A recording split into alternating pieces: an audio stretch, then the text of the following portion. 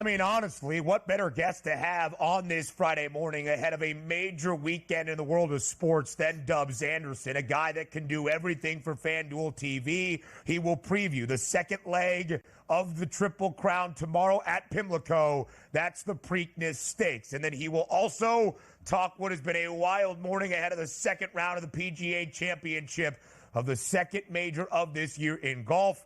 That's the PGA Championship. Dubsy, our guy Dubbs Anderson, glad to have you here bright and early on a Friday morning for you out on the West Coast. It's not even 7 a.m. for you, Dubsy, and so much has already occurred. Mate, the phone started pinging about 3 hours ago. That massive news coming across in the golf world there for Scotty Scheffler. I don't think we've ever had a morning like this one. It sort of feels like when the news broke of Tiger Woods back there in 2021 when he had that car accident. But, I mean, Scotty Scheffler, superstar in the sport. And as you highlighted, Ben, we're also going in to the second jewel of the Triple Crown on the horse racing front. So a lot of activity early on a Friday, that's for sure.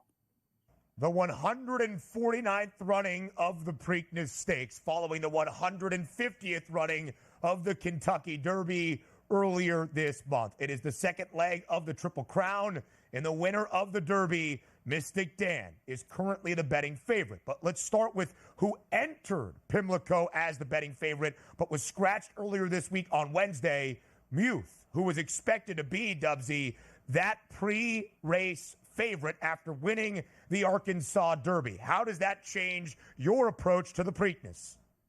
It changes everything, and this is one of the big storylines coming into this week. Trainer Bob Baffert, Hall of Famer Bob Baffert, who is still suspended from Churchill Downs, was not allowed to put his horses forward to the Kentucky Derby. So suddenly we had the winner of the Kentucky Derby and Mystic Dan squaring off against who's believed to be the best 3-year-old in Muth. Muth was set as the morning line favorite, as the one to beat. Being a scratch this week, Muth will not go. Mystic Dan now takes over favoritism, but Bob Baffert still has a runner here in imagination. And in terms of the betting side of things, it changes it completely because we look at the pace of a race like a game script. If we look at a football game, the early speed was Muth and was going to be very tough to catch in this spot.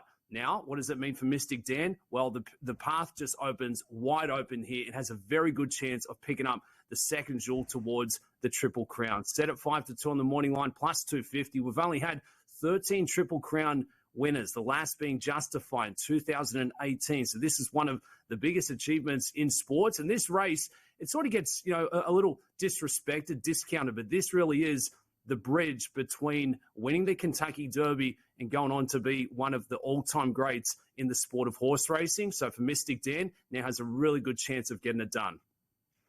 Dubs, for some people out there that don't watch a lot of horse racing, we just tune into the Triple Crown. We watch the Kentucky Derby. There's a lot of horses in that race, but now we only see 8 horses in the Preakness. Is this the norm for that? And what's the reasoning for why we have such a bigger field in the Kentucky Derby?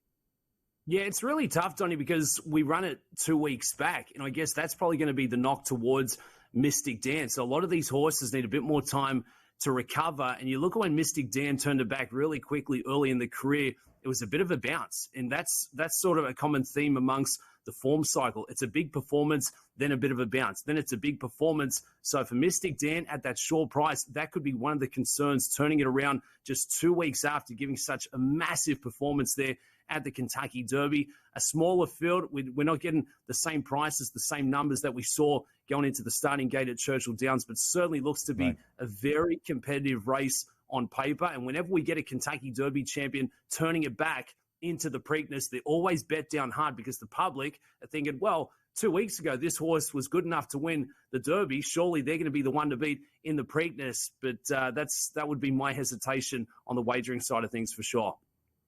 Mystic Dan looking to become the 37th winner of the first 2 legs of a Triple Crown to try to etch his name into history. But in this 8-horse field, Dubsy, what is the best bet for the 149th Preakness Stakes? I think it's Catching Freedom. Catching Freedom comes in for trainer Brad Cox. We get Flavion Pratt in the irons. Was a devastating performance in the Louisiana Derby. Ran in the Kentucky Derby. It was a very game 4th place finish on that outing and just didn't get the trip. When you've got 20 horses in a race, you need a bit of luck, a bit of good fortune on your side. Didn't get it back there at Churchill. I think this shapes up to be a very nice placing here for Catching Freedom, a superstar. Looks to be a progressive time. And again, these are the 3-year-olds. They're only 3-year-olds once in the Derby, in the Preakness, in the Belmont. I'm looking for a bit of a step forward. I think we could get that with Catching Freedom. The early speed of this race will be coming from that Bob Baffert runner in Imagination. I'm looking for a nice closing kick. I think we get the pace set up here for Catching Freedom, who should still be sitting at a bit of a price, listed at plus 600 at 6-1 there on the morning line. And we'll start from post position 3 for conditioner Brad Cox. Dubs, if I ask you a quick question here, let's just say Mystic Dan does win this race here heading into the Belmont. Would he be considered a favorite for that as well? And also the prognosis of, do we see a Triple Crown champion this year? What's the probabilities? I think we'd have a really good chance. And for Mystic Dan, I mean, smaller field now. You take out one of the classiest looking 3-year-olds who's been a superstar on that training track. Good chance that we will see Muth run in the third Triple Crown. So I think things get a lot tougher. For Mystic Dan, I've got question marks. I think we're a little vulnerable coming into this spot. To be the 14th winner of the Triple Crown, you've got to be a very special racehorse. And not to take anything away from that performance that we saw underneath the Twin Spires. But Forever Young was right in the mix. Sierra Leone was bested by a nose. Catching Freedom wasn't too far off. So it wasn't really that dominating performance by 2, 3, 4 lengths for me to sit back and say, this is the best 3-year-old of the crop. So in terms of a Triple Crown, question marks. Next step starts tomorrow there with the Preakness. Of course, the closest finish ever in the history of the Kentucky Derby, and the race in the first Saturday of May was the 150th running. A nose might be too much. It might have been a whisker or a little bit of spit that won Mystic Dan the Derby. But Dubs, we now transition to one of your other areas of expertise.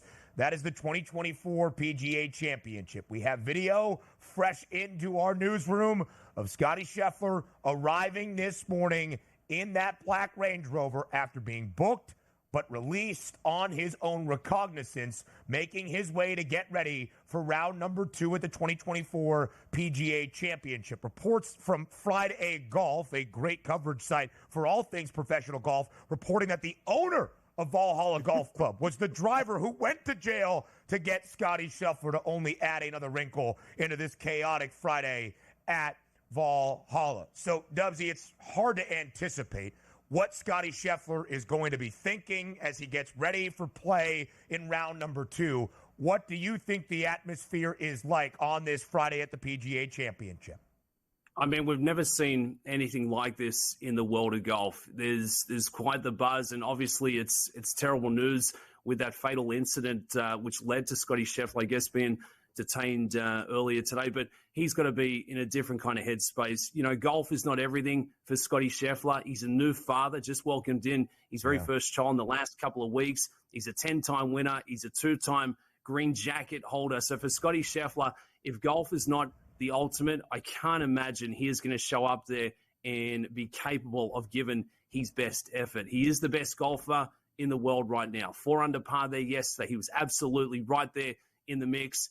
For him to shoot under par today, I would be absolutely blown away. He'll be walking on that fairway between the ropes. He'll be looking for a distraction, but all he will be able to think about is the family and everything off the golf course. What comes next? I mean, I don't know Scotty Scheffler's booking record, but I imagine this is the first time that he's ever had to go through such a thing under these circumstances. The second major championship of the year. It's already tough enough. This does not help Scotty Scheffler in any way in trying to make a bid towards the PGA Championship. Scheffler tied for the second best price to win this tournament outright alongside Rory McIlroy, only behind Xander Schauffele. It's a plus 450 number on Scotty Scheffler. Dubsy, we appreciate the time as always. Looking forward to some great coverage this weekend of the Preakness on FanDuel TV. More on the early line up next.